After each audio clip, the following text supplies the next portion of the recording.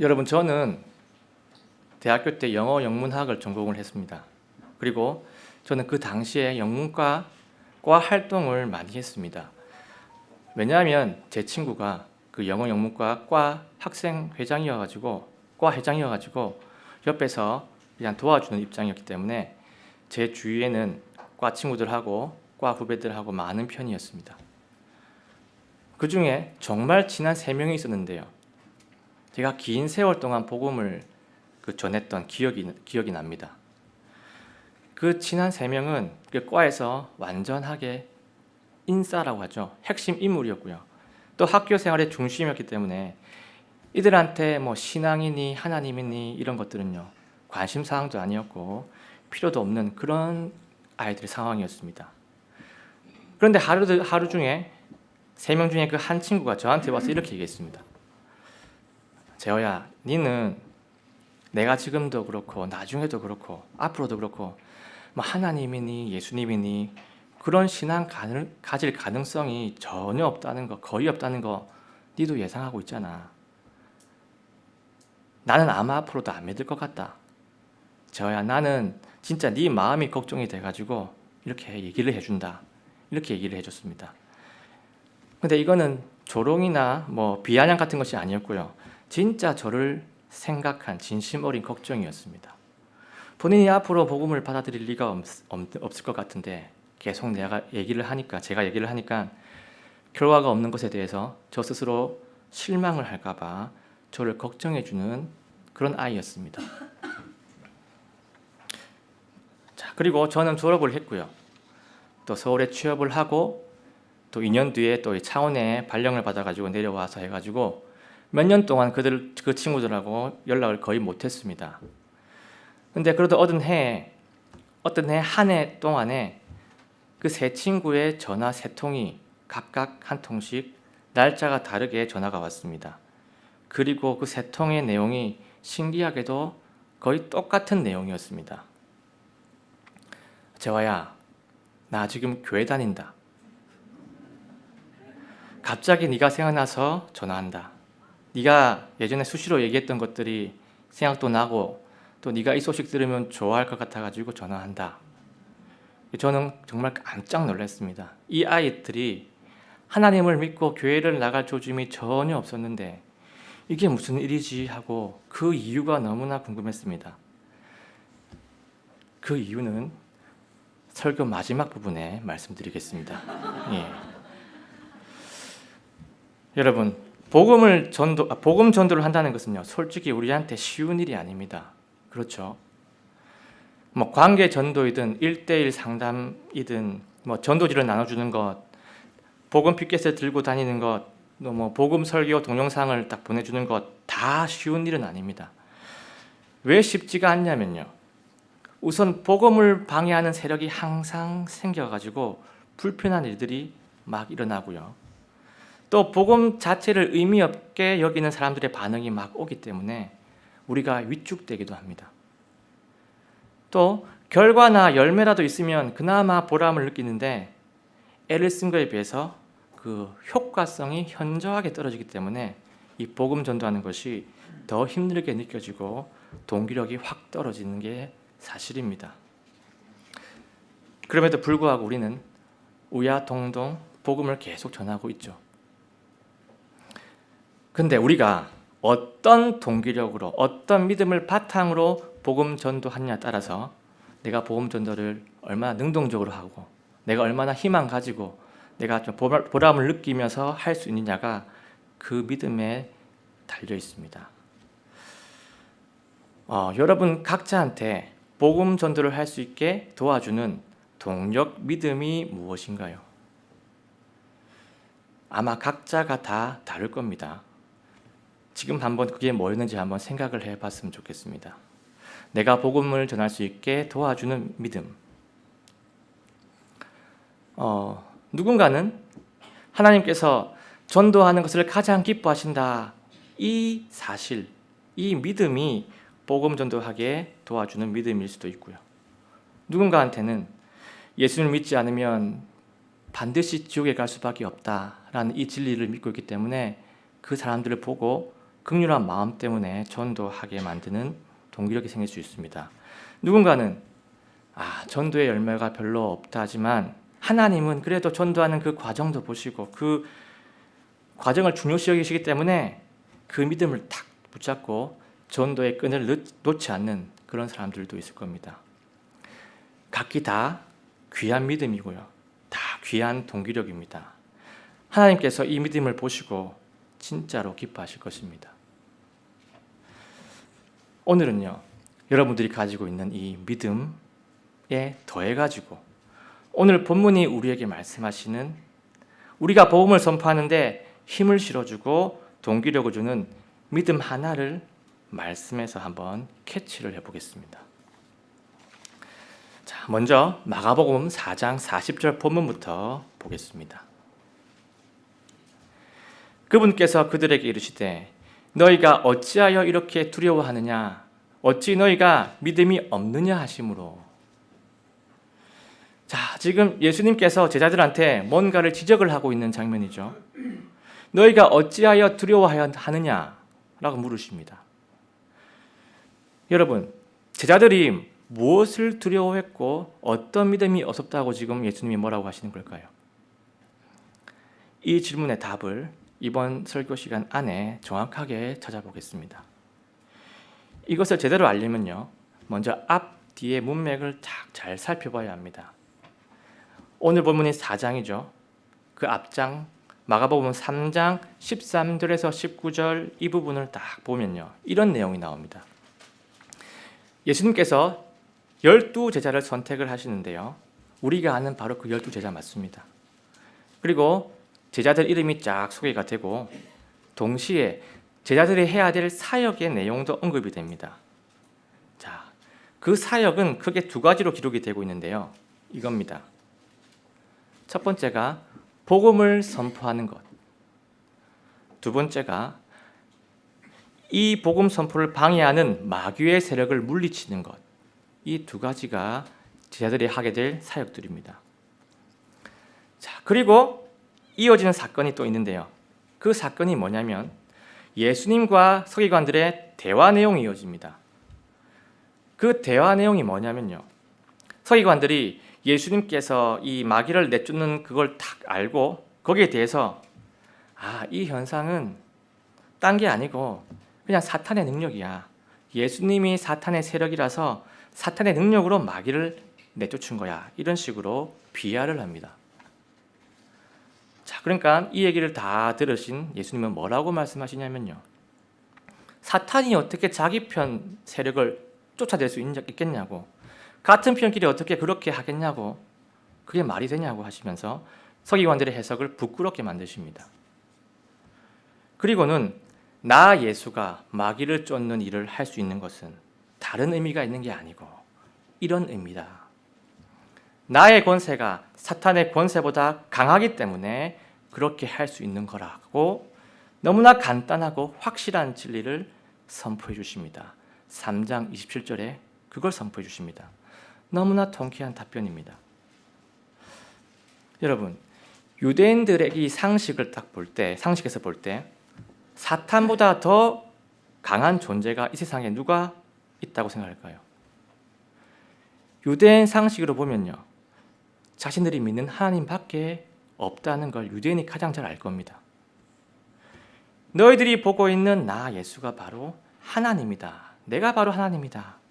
이걸 너무 쉽게 너무 명쾌하게 예수님 보여주신 겁니다. 이렇게까지 명쾌하고 간단하게 답을 탁 주는데도 서기관들은 영적으로 너무나 둔해가지고 이 진리를 깨닫지 못하고 이 진리를 거부해버립니다. 자, 그리고 이제 마가복음 4장으로 딱 넘어가면요, 1절부터 오늘 35절 본문 전까지 어떤 내용이 나오냐면요, 예수님의 비유가 쭉 나옵니다. 비유들이. 자, 이 비유들은 내용은 다 각기 다르지만요, 이 비유들 안에는 공통적인 메시지가 있고요.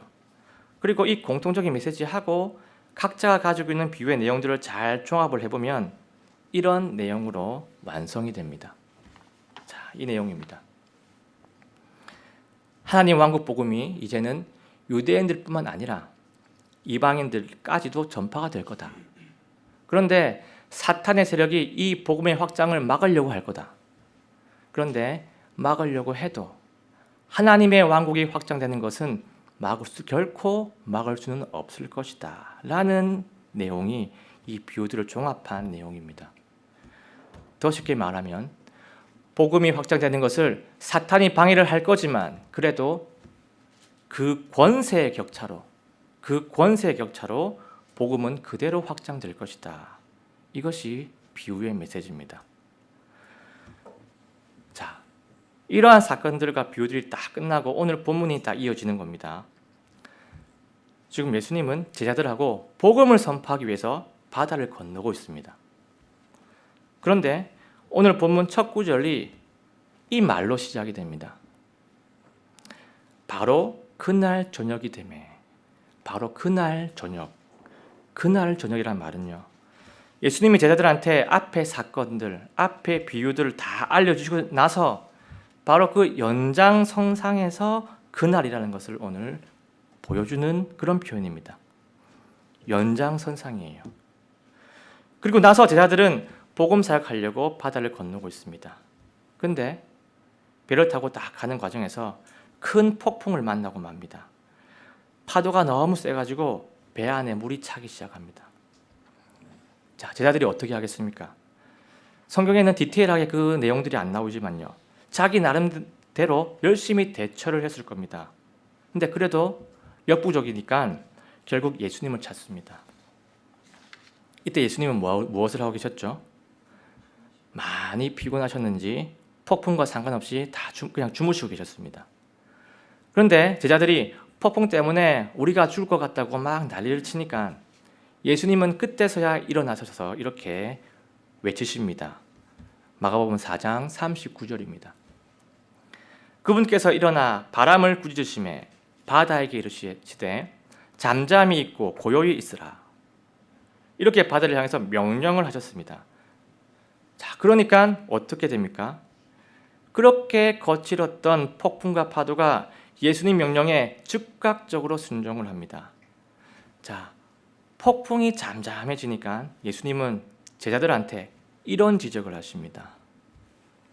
4장 40절입니다. 너희가 어찌하여 이렇게 두려워하느냐? 어찌 너희가 믿음이 없느냐 하심으로. 자, 지금 예수님은 믿음 없다고 하시면서 지금 뭐라고 하시고 계십니다. 믿음이 없다. 여러분, 어떤 믿음이 없는 거에 대해서 지금 예수님 뭐라고 하시는 걸까요? 예수님이 나하고 같은 한 공간에 있는데, 예수님이 너희들 바로 옆에 있는데 죽을 수도 있겠다고 생각한 그 생각에 대해서 뭐라고 하신 걸까요? 그 믿음에 대해서 뭐라고 하신 걸까요? 이 사건들을 읽은 대부분의 사람들은 그렇게 생각했을지도 모르겠습니다. 그러면 정말 예수님께서 뭐라고 하시는 그 부분이 정말 이 부분이 맞는지 한번 살펴보겠습니다. 자, 오늘 본문에서 우리가 놓치지 말아야 하는 두 단어가 있습니다. 첫 번째 단어는요, 39절에 나오는 이겁니다. 꾸짖다라는 단어입니다. 꾸짖다. 그분께서 일어나 바람을 꾸짖으시며. 자, 여기서 보면 꾸짖다라는 표현이 그렇게 자연스럽게 보이지도 않습니다. 왜냐하면요, 꾸짖다라는 말은요, 대개 인격이 있는 생물체나 생명이 있는 존재한테 사용한 단어지, 생명이 없는 무생물, 바람한테 꾸짖다라는 말은 거의 잘 사용하지가 않습니다. 그냥 외쳤다, 선포하셨다라는 말이 더 잘 어울립니다. 자, 오늘 본문 마가복음이죠. 이 마가복음 안에서 꾸짖다라는 단어 또는 꾸짖다라는 내용이 사용된 용례를 보면요, 마가복음 1장 21절에서 25절에서는요, 예수님이 마귀에 들린 사람한테 꾸짖습니다. 또 3장 11절 12절을 보시면요, 예수님이 부정한 영들에게 꾸짖습니다. 이 외에도 8장 33절, 9장 25절도요, 마귀와 마귀의 세력에 붙잡힌 것들을 꾸짖습니다. 예수님께서 마가복음에서 일관성 있게 꾸짖는 대상은요, 다 마귀의 세력이었습니다. 그리고 그 꾸짖음을 받은 대상은 그 자리에서 바로 오그라들었습니다. 다 무릎을 꿇었습니다. 그냥 압도당합니다. 자, 그 다음 우리가 주목해 보아야 할 단어는 바로 다른 작은 배입니다. 다른 작은 배. 제가 36절을 한번 읽어보겠습니다. 그들이 무리를 보내고 그분을 배 안에 계신 그대로 모시고 가매 다른 작은 배들도 그분과 함께 하더라. 자, 이 구절을 보시면 예수님과 제자들이 배를 올라탈 때 근처에 다른 배도 함께 있었다라고 묘사를 하고 있습니다. 여기 해석은 다른 작은 배들도 그분과 함께 하더라라고 이제 해석을 해놨지만 영어로 킹제임스 영어 성경을 보면 were이라는 그 비동사가 되어 있습니다. 그래서 그분과 함께 있었다라고 하는 게 더 잘 어울립니다. 예수님 배 주위에 다른 배들도 함께 있었다라는 것이 의미 있는 내용이 아니라면 굳이 이 내용을 지금 적을 필요가 없어요. 왜 적을 필요가 없냐면요, 지금 그 구절 이후에는요, 출발 이후에 함께 있던 배들에 대한 언급이 전혀 없습니다. 배에 대한 내용이 앞으로는 안 나옵니다. 이 작은 배들이 무슨 배고 그 배들 안에 누가 타고 있고 그 배들은 출발 후에 예수님을 쭉 계속 따라갔는지 안 따라갔는지 전혀 언급이 없습니다. 그럼 이게 무슨 말이냐고 하면요, 출발할 때 이 작은 배들이 그 바다에 같이 떠 있었다라는 이 사실이 의미가 있다는 겁니다. 자, 그러면 이 작은 배들이 예수님 출발할 때 옆에 같이 있었다는 사실이 과연 어떤 의미를 가지고 있을까요? 이게 무슨 의미냐면요, 배들이 육지에 정박이 안 돼 있고 바다 위에 떠 있다는 그 말은요, 그 당시 기상 상태가 좋은 상태였고 그리고 몇 시간 후까지 폭풍의 조짐이 전혀 없었다는 것을 말해주는 겁니다.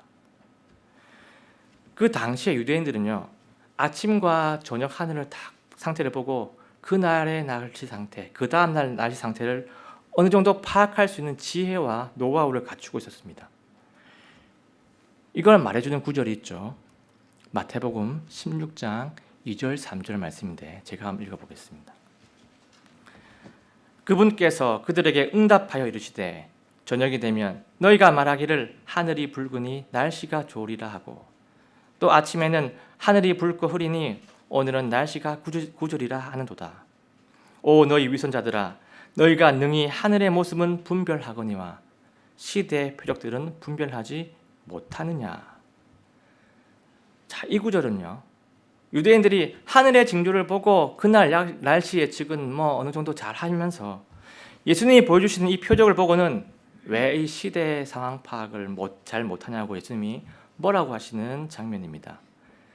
그러니까 유대인들이 그날 날씨 예측 정도는 어느 정도 할 수 있는 노하우와 지혜가 있다는 거죠. 그리고 특히 뱃사람들이라고 하면요, 이 배가 뜨고 못 뜨고 이 상황들이 자신들의 생계와 직접 연관이 있기 때문에 날씨 예측을 상당히 신중하게 했을 겁니다. 그런데 여러 배가 떠 있는 걸로 봐서는 폭풍의 징조가 전혀 없었다는 것을 우리가 예상을 할 수가 있습니다.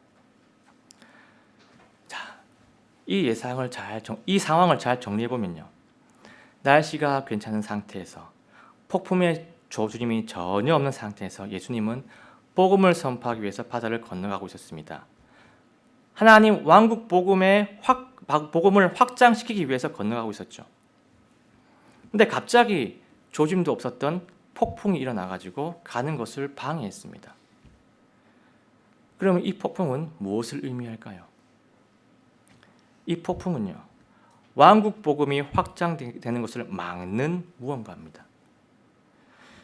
마가복음 3장, 4장 그리고 오늘 본문의 앞까지 무엇이 계속 예수 그리스도의 복음 사역을 방해하고 있었습니까?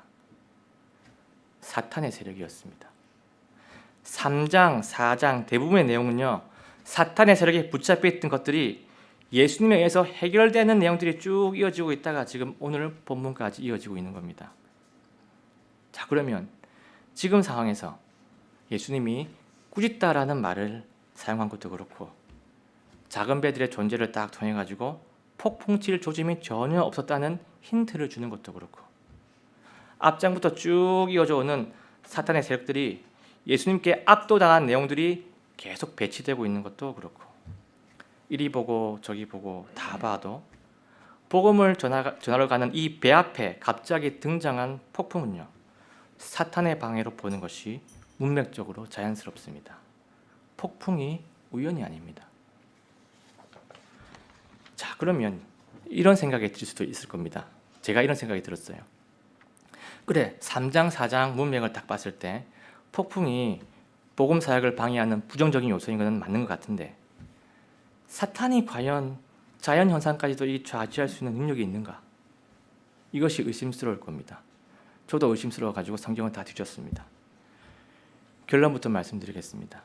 사탄은요, 하나님만큼 모든 자연을 주관하는 능력은 당연히 없지만 아주 지엽적으로 순간적으로 자연의 한 요소를 작동시키는 능력은 가지고 있습니다. 이를 보여주는 성경 구절이 두 군데가 있는데요. 먼저 가장 잘 알만한 구절이 바로 이 구절입니다. 욥기 1장 12절 19절 제가 한번 읽어보겠습니다. 주께서 사탄에게 이르시되 보라 그가 소유한 모든 것이 네 권세 안에, 네는 사탄입니다. 네 권세 안에 있으나 다만 그에게는 네 손을 내밀지 말라 하시니 이에 사탄이 주의 얼굴 앞에서 물러가더라. 보소서 광야로부터 큰 바람이 와서 그 집에 내 모퉁이를 치매 그 집이 그 젊은이들 위에 무너짐으로 그들이 죽었나이다. 자, 지금 이 구절은요, 사탄이 욥을 시험하는 장면 중에 한 장면입니다. 사탄이 하나님의 허락을 딱 받고 지금은 큰 바람을 일으켜서 집을 무너뜨리는 장면입니다. 사탄이 광풍을 일으킨 거죠. 이 외에도 또 있습니다. 요한계시록 13장을 보시면 땅에서 짐승이 나옵니다. 이 짐승은 거짓 대언자입니다. 거짓 대언자가 짐승의 모습으로 딱 나오는데 이 짐승이 하늘로부터 불이 내려오게 하는 초자연적인 기적을 일으킵니다. 사탄의 능력은요, 딱 이 정도까지입니다. 순간적이고 지엽적으로 간단한 자연 현상을 일으키는 것까지 성경에 나옵니다. 그래서 오늘 본문의 폭풍도 사탄의 방해로 보는 것에 큰 무리가 없습니다. 성경적으로. 자, 그러면 이 폭풍을 사탄의 방해라고 인정을 하니까 예수님이 바람을 꾸짖다라는 말이 아주 이해가 잘 되죠. 바람 배후에 있는 사탄을 꾸짖는 겁니다. 자, 그러면 이제 대부분의 것들이 다 이해가 되는데 이거 하나가 남았습니다. 예수님께서 제자들한테 한 말씀, 40절 말씀입니다. 너희가 어찌하여 이렇게 두려워하느냐? 어찌 너희가 믿음이 없느냐 하심으로. 자, 이 믿음이 어떤 믿음일까요? 이런 믿음일까요? 예수님과 함께 있을 때는 걱정 같은 거 하지 마라. 예수님과 함께 있을 때는 다 안심해라. 이런 믿음일까요? 여러분, 예수님이 원하신 믿음은요, 방금 전까지 계속 가르쳐 오셨던 메시지와 관련이 있습니다. 성경은요, 어떤 의도를 가지고 유기적으로 말씀들을 쭉 연결을 시키십니다. 예수님이 혼내듯이 뭐라고 하신 것은요, 다른 이유가 아니라 방금 전까지 계속 하루 종일 가르쳐 주셨던 메시지, 그 메시지를 실제에서는 기억을 하지 못하고 적용하지 못한 것에 대한 실망감이었습니다. 방금 전까지 계속 가르쳤던 메시지가 무엇이었습니까? 예수님의 권세는 복음을 방해하는 사탄의 권세보다 더 강하다. 복음이 확장되는 것은 결코 막을 수 없다라는 메시지였습니다. 제자들은요, 갑자기 일어난 폭풍이 복음을 방해하는 사탄의 방해라는 것을 간파해야 했습니다. 그리고 그 방해도 물리칠 수 있다는 믿음을 그때는 가지고 있어야 했습니다. 왜냐하면 사탄의 세력이 예수님 앞에서 압도당하는 장면을 몇 번이고 보았기 때문이고 계속 봤기 때문입니다. 제자들한테 요구됐던 믿음은요, 단지 이거 하나였습니다. 사탄의 권세보다 예수님의 권세가 더 강하다는 믿음, 이거 하나였습니다. 여러분, 예수님의 권세가 사탄의 권세보다 강하다는 것을 진짜로 믿으십니까? 아멘입니다.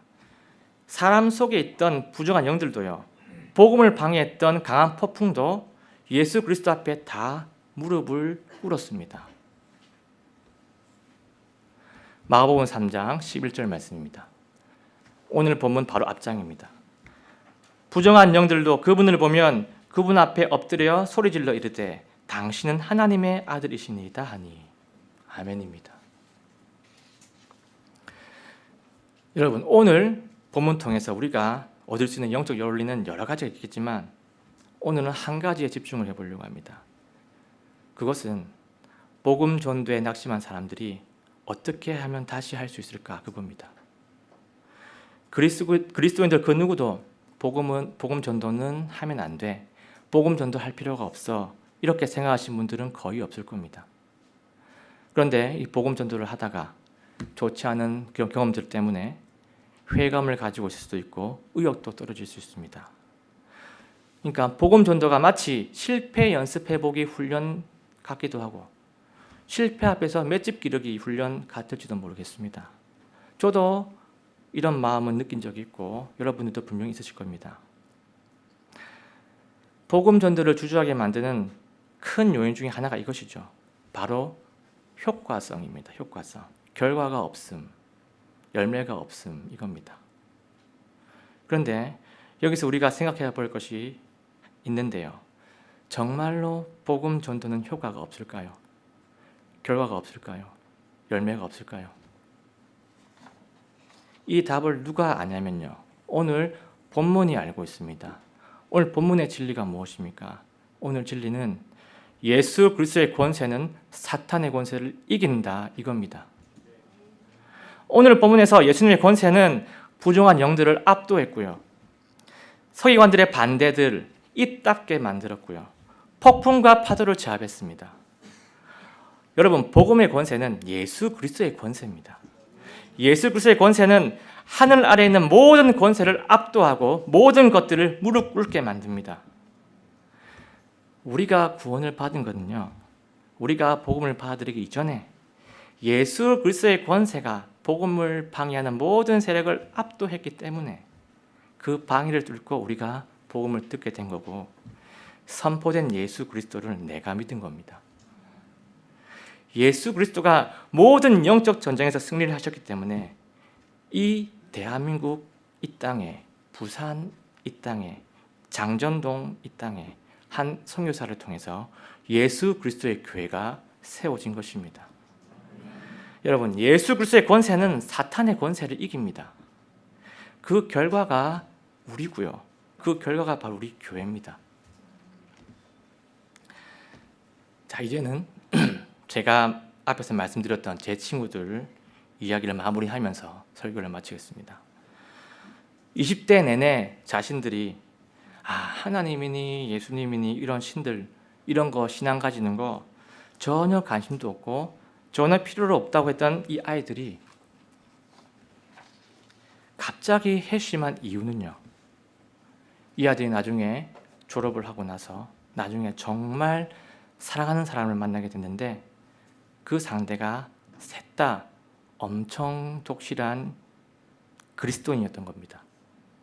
그래서 처음에는 그 여자와 함께 하고 싶어서 교회에 나갔다가 1년 동안 쭉 나가다가 하나님 말씀을 듣고 또 그 여자의 복음을 듣고 하면서 자신이 바뀌어 갔다고 얘기를 하는 겁니다. 그래서 이제는 하나님이 만물을 창조하신 창조주라는 것을 믿고 참 내가 이 세상의 중심에서 살면서 참 많은 죄를 저질렀고 그 세상 속에서 죄를 즐겼는데 예수님이 내 죄를 제거하기 위해서 오신 구원자라고 성경에서 말씀을 하시니까 이 사실이 너무나 다행스럽고 너무나 감사해서 믿었다는 겁니다. 하나님이 내 죄를 용서해 주신다고, 예수님 통해서 용서해 준다고 하는데 무엇을 고민할 게 있냐고 하면서 예수 그리스도를 믿었다는 겁니다. 저는 그 말을 듣고 믿을 수가 없었습니다. 이 아이들이 이렇게 변할 아이들이 아닌데, 한 명이 그랬으면 우연이구나 싶겠는데 3명 다 한 해 동안 이렇게 된다는 것이 정말로 놀라웠습니다.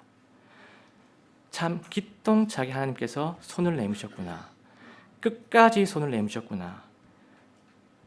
신의 한 수, 신의 한 수 그러는데 진짜 이것이 하나님의 한 수구나, 이걸 깨달았습니다. 이 아이들은 10년이 지난 지금도 예수님을 섬기는 귀한 신앙의 가정을 잘 꾸리고 있습니다. 여러분, 이 아이들이 예전에 하나님을 믿지 않고 예수님을 믿지 않았던 가장 큰 이유가 뭔지 아십니까? 이 세상이 좋고 이 세상이 너무나 즐거운데 하나님을 믿으면 이 좋은 것 다 포기해야 하는 게 양심상 맞는 것 같고, 그럼 그렇게 되면 너무 갑갑한 삶들이 될 것 같다는 그 생각 때문이었습니다. 이 생각은 누가 준 걸까요? 사탄이 준 생각입니다. 세상의 즐거움도 사탄이 준 거고, 이런 생각을 가지는 것도 사탄의 방이었습니다. 그런데 20대를 그렇게 쭉 살다 보니까 이 세상이 주는 즐거움이 나중에는 헛헛하고 뭔가 허망하고, 더 나중에는 그것들이 나한테 더 고통으로 다가오고, 이제는 진짜 삶의 진짜 소망이 뭔지를 찾고 싶다는 마음이 생겨나기 시작한 겁니다. 사탄의 방해가 조금씩 무너지고 있는 겁니다. 이렇게 마음이 가난해진 틈을 타가지고 그 아이를 사로잡은 현숙한 그리스도인 여인이 딱 등장을 했고요. 하나님이 보내신 겁니다. 그 여자가 진심으로 복음을 선포했고요. 그 복음은 이 아이의 정말 가난한 마음속에 유일한 소망이 되었고, 이 아이는 자신의 자유의지로 예수 그리스도를 붙잡은 겁니다. 여러분, 우리가 복음을 전할 때 효능감이 없어가지고 낙심이 되고 회의가 되고 염세적으로 될 때도 있습니다. 그렇지만 복음의 능력이 사탄의 방해보다 훨씬 강력해서 하나님의 왕국은 지금도 확장이 되고 있습니다. 지금 마지막 때라고 하죠. 하나님의 왕국은 그래도 한 명 한 명이 지금 구원받고 있습니다. 이것이 진리입니다. 예수 그리스도의 권세가 사탄의 권세보다 강력합니다. 내 사랑하는 자식, 내 사랑하는 동생, 누나, 내 부모님, 믿지 않는 부모님들 얼마든지 희망적입니다. 이것은 성경에서 말씀하고 있고요. 구원받은 나 자신이 바로 그 증거입니다. 그래서 우리도 이 세상의 만물의 왕이신 예수 그리스도의 권세를 믿고 그 능력을 믿고, 그리고 예수 그리스도가 다시 오실 그날까지는 하나님의 왕국이 조금이라도 확장되고 있다는 그 성경의 말씀을 믿어서 희망을 가지시고 끝까지 복음을 선포하시는 우리 모두가 되시기를 예수 그리스도 이름으로 간절하게 소원합니다.